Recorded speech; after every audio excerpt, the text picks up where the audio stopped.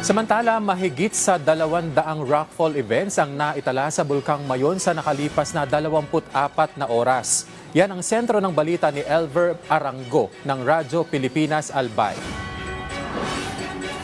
Muling nagpadama ng bagsik ang Bulkang Mayon matapos maitala ang pagragasa ng Pyroclastic Density Current o PDC o ang tinatawag na uson kaninang umaga.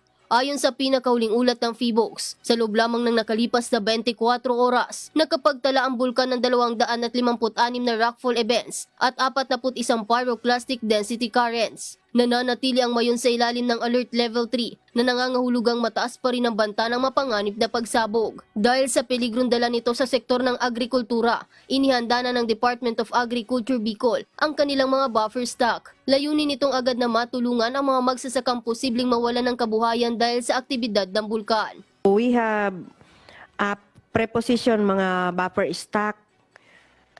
Priority ang pagbibigay, siguro mga next week ay papunta na dyan ang ating yung mga tulong sa pag-evacuate ng mga hayop like yung mga lubid, mga gamot ng hayop, laminated sack, plastic drum, mga ear tags na gamit para ma-distinguish kung sinong may-ari itong mga alagang hayop na i-evacuate.